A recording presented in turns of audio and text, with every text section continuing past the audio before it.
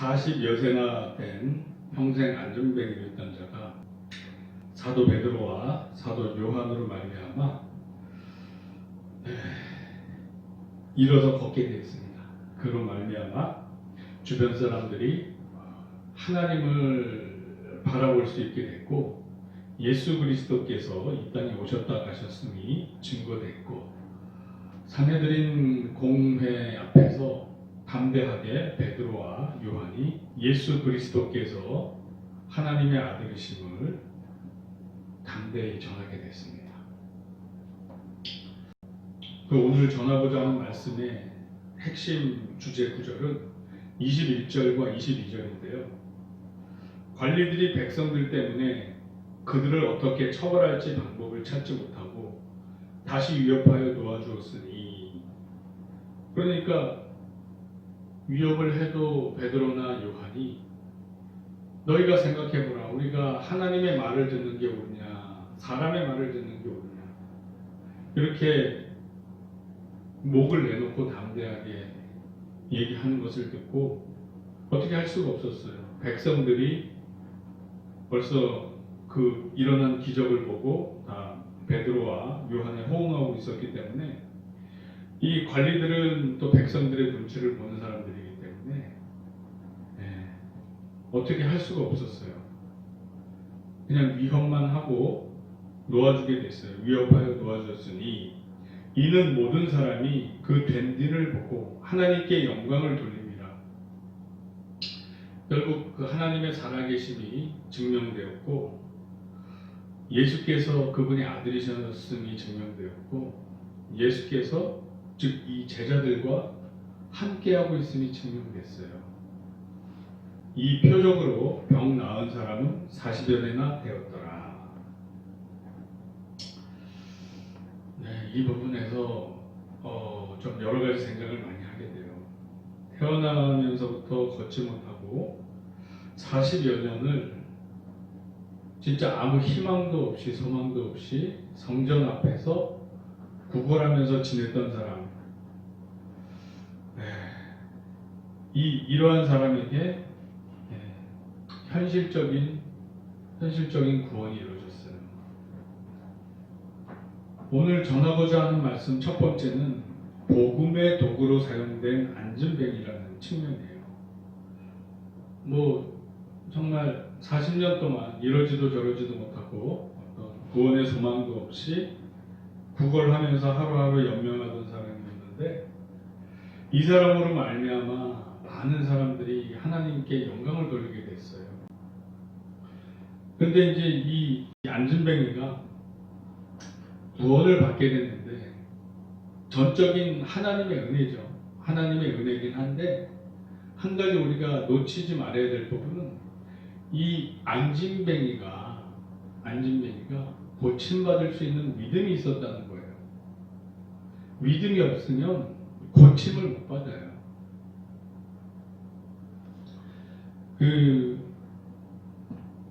사도행전 14장 8절에서 10절의 말씀을 보면 비슷한 사례가 있어요. 루스드라에 발을 쓰지 못하는 한 사람이 앉아있는데 나면서 걷지 못하게 되어 걸어본 적이 없는 자라. 바울이, 여기서는 이제 베드로가 아니라 바울이에요. 바울이 말하는 것을 듣거늘 바울이 주목하여 구원받을 만한 믿음이 그에게 있는 것을 보고 큰 소리로 이르러 내 발로 바로 일어서라 하니 그 사람이 일어나 걷는지라. 즉 사도 바울이 그 안전뱅이를 고쳤을 때 그 안에 고침받을 믿음이 보였기 때문에 믿음을 활용해서 상대방을 고쳤단 말이에요. 물론 하나님은 전지전능하시니까 믿음이 없는 사람들도 고치실 수 있어요. 하나님이 원하시면 믿음이 없어도 고치실 수 있지만, 성경을 보면 믿음이 있는 사람들을 고쳐주시더라고요. 지금 방금 이 사도 바울이 그랬던 것처럼, 즉 상대방의 믿음을 보고 역사를 하셔요. 그러니까 그거는 즉 우리의 인격을 존중하는, 우리의 자유의지를 존중하는 하나님의 성품이거든 배어 있어요. 그래서 그래요. 그러니까 원치 않으면 믿음이 없으면 구해주시지 않는 것과 마찬가지예요. 그 믿음이 없다는 것은 하나님을 인정하지 않는다는 거고, 다른 말로 하나님께 그러한 것들을 원하지 않는다는 거예요. 하나님의 존재를 인정하지 않으니까. 그러나 하나님, 즉 예수 그리스도를 믿고 의지하는 자에게는 그들의 자유의지가 구원받기를 원한다고 인정을 하고 구원해 주시는 거예요. 그러한 맥락에서 이런 병들도 그런 측면에서 믿음이 있는 자들을 한정해서 역사를 하시더라고요. 그게 하나님의 뜻이더라고요. 일반적인 뜻이더라고요. 예수님께서 그 기적을 많이 행하지 못하신 적이 있어요. 온 사방에 다 다니시면서 이스라엘, 갈릴리, 사마리아 온 군데 다 다니시면서 많은 기적을 베푸셨지만 마가복음 6장 4절에서 6절 말씀을 보면 이런 말씀이 있어요. 예수께서 그들에게 이르시되 선지자가 자기 고향과 자기 친척과 자기 집 위에서는 존경을 받지 못함이 없느니라 하시며 거기서는 아무 권능도 행하실 수 없어 다만 소수의 병자에게 안수하여 고치실 뿐이었고 그들이 믿지 않음을 이상히 여기셨더라. 이에 모든 촌에 두루다니며 가르치시더라. 즉 예수님의 고향에서는 고향 사람들이 예수님을 믿지를 않는 거예요. 믿지를 않는 거예요. 그러니까 거기서 예수님이 기적의 치유의 역사를 많이 베푸시지 않으신 거예요. 그러니까 여기 말씀에서는 꼭 예수님께서 고치시지 못하는 것처럼 표현이 됐지만 이거는 예수님은 워낙 인격적인 상대방의 자유의지를 존중하시는 분이잖아요. 그러니까 믿음이 없는 사람들은 예수님이 고쳐주시지 않으시는 거예요. 그런 측면으로 해석을 해야 돼요. 상대방이 믿음이 없어도 고치실 수가 있어요. 원하지 않아도. 왜? 귀신 들린 자 같은 경우에 귀신을 쫓아내기를 원하시지 않아도 일방적으로 명령해서 귀신을 쫓고 병을 고치신단 말이에요. 하실 수 있어요. 고치실 수 있어요. 상대방의 자유의지를 뛰어넘는 예수님의 믿음으로 고치실 수 있어요. 그러나 대체적으로 보면 상대방의 믿음과 그 자유의지를 보고 확인하시고 거기에 맞춰서 고쳐주시더라고요. 거기에 맞춰서. 그렇습니다. 자, 그래서 여기 이제 이 사도 베드로와 사도 요한을 통해서 이러한 기적이 일어남은 즉 예수께서 부활 승천하신 예수께서 이들과 함께하고 계시다. 성령님으로 이들 안에 함께 계시고 성령님의 능력으로 고쳤다. 성령님의 은사 중에 신유의 은사가 있잖아요. 그게 발현된 것으로 우리는 볼 수 있어요. 마태복음 8장 16절에서 17절을 보면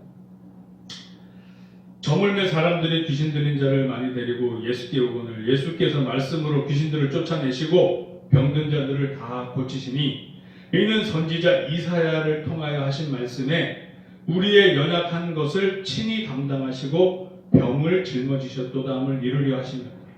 그러니까 예수께서 생전에 계실 때도 이사야의 말씀을 병을 짊어지시는 그 이사야의 그 예언의 말씀을 이루시기 위해서 예수님께서 역사하셨어요. 그런데 제자들에게도 이게 똑같은 일이 일어나고 있는 거예요. 즉 예수 그리스도께서 이 제자들과 함께 계시다는 거예요.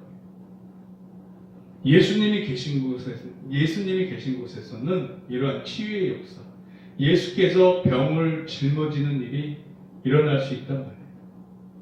이게 하나님의 뜻에 합하면 일어날 수 있어요. 모든 자가 다 병 고침을 원한다고 해서 병 고침을 받는 게 아니잖아요. 누구보다도 그 믿음이 좋고 하나님의 동역자로 쓰임받은 사도 바울은 그렇게 간절히 3번을 간구했어도 하나님이 No. 허락치 않으신 적이 있어요. 그러니까 이 병 고침은 케이스 바이 케이스지만 대체적으로 믿음이 있는 경우, 하나님의 뜻에 합한 경우에는 다 고쳐주신다. 사도 바울같이 그런 특별한 경우, 내 은혜가 내게 족하도다. 즉 오히려 풍성한 은혜로 말미암아 사도 바울이 교만해지고 하나님의 뜻에 어긋날까봐 그런 경우에는 안 고쳐주셔요. 그런 게 아니라면 고쳐주신단 말이에요. 그래서 하나님께서 부르셔서 하나님의 일을 하는 그 사명자들은 어떤 지병이 있더라도 그 사명을 하는 동안에 그냥 지병을 달고서라도 사명을 끝까지 완수할 수 있게 하나님이 지켜주신다. 아멘. 아멘. 아멘님. 아니 이 사도 바울도 얼마나 힘들고 불편했으면 하나님한테 그렇게 3번을 간구했겠어요. 하지만 내 은혜가 내게 족하도다 하면서 그 병이 있지만 그냥 하나님께 붙잡혀서 그렇게 잘 쓰임 받았단 말이에요. 그런 와중에. 그리고 또 여기서 우리가 한 가지 또 봐야 될 부분은 병 나은 사람이 40세 여세나 되었더라. 참 이 사람의 이 처지나 입장이 참 정말 얼마나 힘들었겠어요. 한평생 남들처럼 걸어보지도 못하고 성전에도 들어가 보지도 못하고 아마 결혼도 못했을 거예요. 아무런 소망도 없고 그럼에도 불구하고 고침받을 만한 믿음은 있었던 것 같아요. 그 마음 관리를 잘했던 것 같아요. 그래서 베드로 요한을 만났을 때 내게 은과금은 없지만 나사렛 예수 이름으로 일어나 걸으라 했을 때 자기가 갖고 있던 그 믿음과 합치가 되어서 치유받는 역사가 있었다. 아멘. 아멘. 할렐루야. 그래서 결론을 내리겠습니다.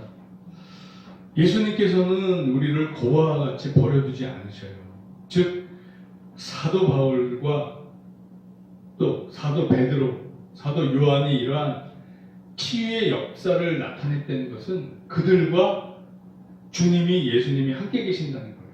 그래서 우리 신명교회에서도 예수님이 살아계심에 대한 그런 증거가 많이 나타나기를 원하고 또 그로 말미암아 우리가 주님의 제자로 주님이 우리와 항상 함께 계신다는 그 믿음을 꽉 붙잡고 잃지 않고 항상 성령 충만함을 또 간구하고 그래서 삶에서 승리하여 하나님께 영광 돌리는 저와 우리 신명교회가 되는 믿고 축원합니다. 아멘. 할렐루야. 우리를 고아와 같이 버려두지 않고 오실 예수님을 믿고 의지합니다. 기도하겠습니다.